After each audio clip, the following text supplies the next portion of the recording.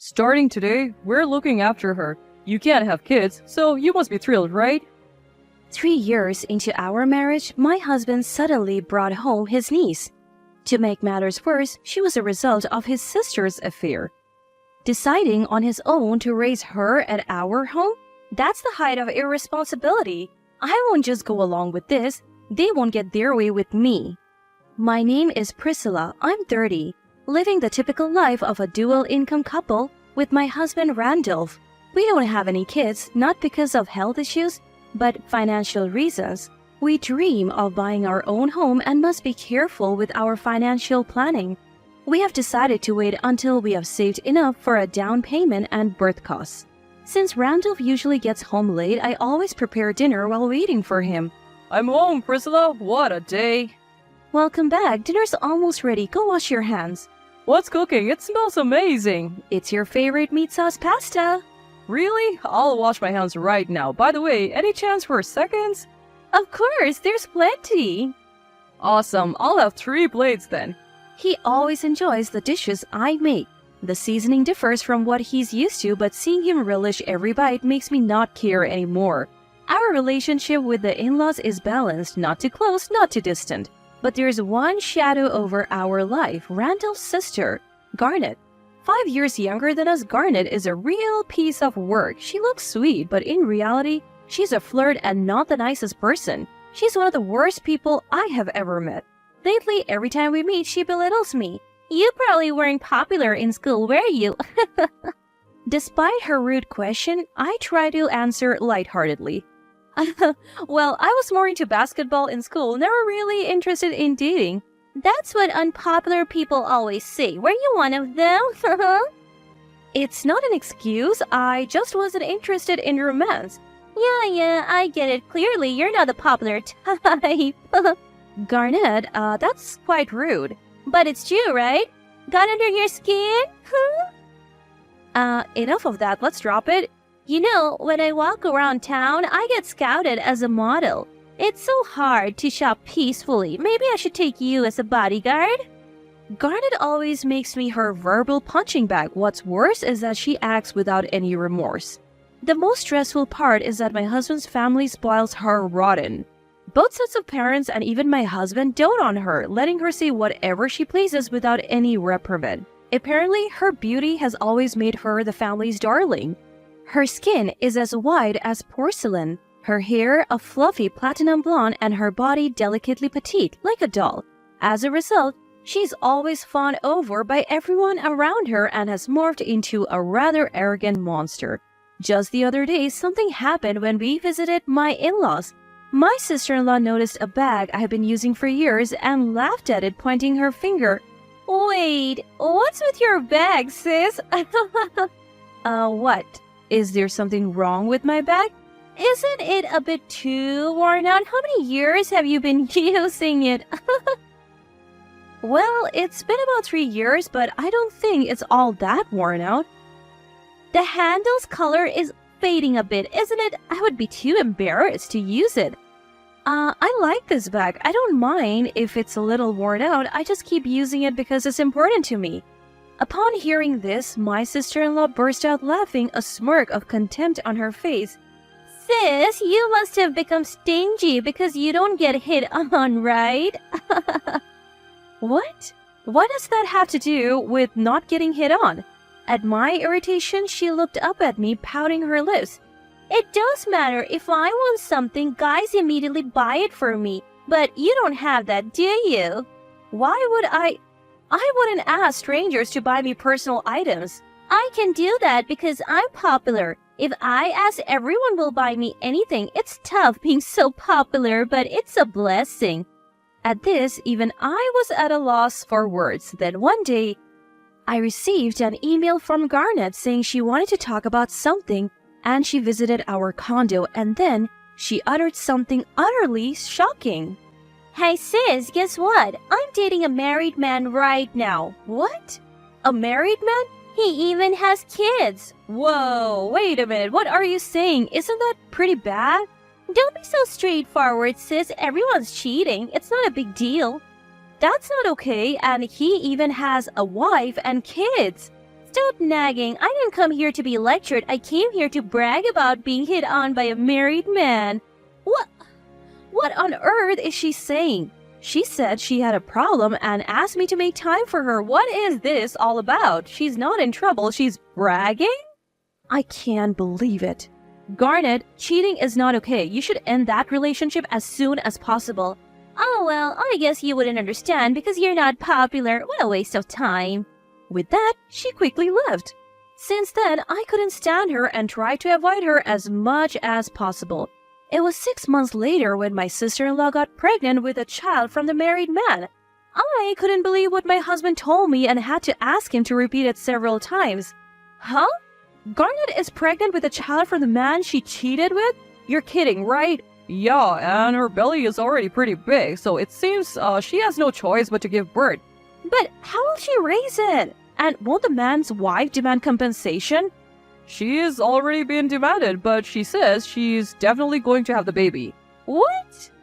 She didn't just cheat with a married man, she got pregnant too? My disgust for my sister-in-law was beyond control. My contempt deepened and I found myself unable to... Despite everything that's been going on, you feel sympathy? I can't believe it. One day, out of frustration, I confronted my husband. Listen, Randall, this is really getting out of hand. Oh, what's out of hand? Garnet, it's already bad enough she had an affair as a married woman, but why on earth aren't you scolding her for getting pregnant too? Scolding? Look, Garnet is struggling, isn't she? This is her first pregnancy and emotionally... My voice naturally rose against my husband's careless droning. Struggling? That's not the point. Think about the other woman. She has a kid, and her husband cheated on her, and the woman he cheated with is pregnant now. Garnet should certainly be remorseful, don't you think? Why are you so angry? Don't you feel sorry for Garnet at all, Priscilla? Sorry? Sorry for what? The one at fault is Garnet who had the affair, isn't it? That's enough. I didn't realize you could be so cold, Priscilla. What? Why am I the one being blamed here? The ones with messed up morals are my husband and his family, right? I continued to argue with my husband, but he wouldn't listen. I kept my distance from my sister-in-law and lived independently until... My husband suddenly said something outrageous. I've been thinking, we should take in Garnet's baby. What? What are you talking about? How could you even think like that? Well, Garnet said, you can take care of it if you want. We don't have kids of our own, so... That's not the point. Stop being so impulsive. Why have we been living a planned life till now? To my desperate pleas, my husband said something even more preposterous. After all, Garnet will be the one giving birth, so it won't put any burden on you, Priscilla. Plus, if Garnet were to get married to someone else, the child would be a nuisance, wouldn't it? What? Anyways, this decision is final. Start preparing to welcome a child, alright? The cruelty of my husband's casual words filled me with fear. He's serious? We are supposed to take care of a child conceived through my sister-in-law's affair? It's fine just because we don't have kids? That's absurd. My distrust and disgust towards my husband only grew day by day. Living together was starting to feel unbearable. My in-laws, who did nothing to scold my sister-in-law, said this to me. Well, Garnet is young and attractive. She could get married to another man in the future. Considering that, it's best for you and Randolph to raise Garnet's child.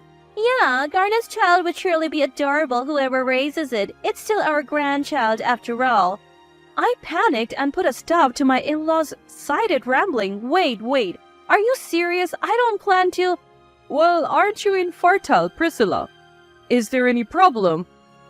You've been married for quite a while now and haven't gotten pregnant. It's lucky that Garnet could have a baby for you. Or are you just jealous that Garnet is pregnant?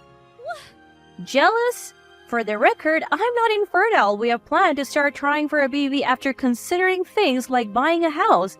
Even my husband, who should have been on my side, joined in the ridicule. Hey, Priscilla, jealousy isn't a good look. I am not jealous. So you're just upset your little sister beat you to it, huh? What? The family's ethics are beyond my comprehension. A few weeks later, my sister-in-law gives birth to the married man's child and my husband comes home holding the newborn. With a wide smile, he tells me, We're going to take care of this baby from now on. You You're kidding, right? Despite everything I said, you actually brought the baby home? Come on, aren't you happy, Priscilla? You can't have kids after all. Stop it! I told you I am not infertile. We agreed to wait until we have saved enough money. But didn't I also tell you that jealousy isn't a good look? Stop envying Garnet. Can't be helped, right? Unlike you, Garnet is cute and attractive. In that moment, my anger reached its peak. I can't be in a marriage with this man anymore. I tell my husband calmly, if you want to take care of that child so badly, then do it on your own. On my own? He quickly raises an eyebrow. Who do you think you are? I took in the child for you too. For me? Stop joking. I refused countless times. Despite that, you brought the child home anyway. How is that for me? Enough. If you are going to refuse this child so much, we're getting a divorce. Perfect, because that's what I want too. I can't be married to someone like you anymore. I pulled out the divorce papers I had prepared in advance and he signs them looking like a demon. There, I signed it. Are you happy now? Thank you. I'll file these then. As I gather my belongings to leave, he throws the divorce papers at me. You're so stubborn and not cute at all. Have fun living a lonely life. Living a lonely life? I wonder who's really going to end up like that. Barely suppressing a grin, I leave the house I had lived in for so many years.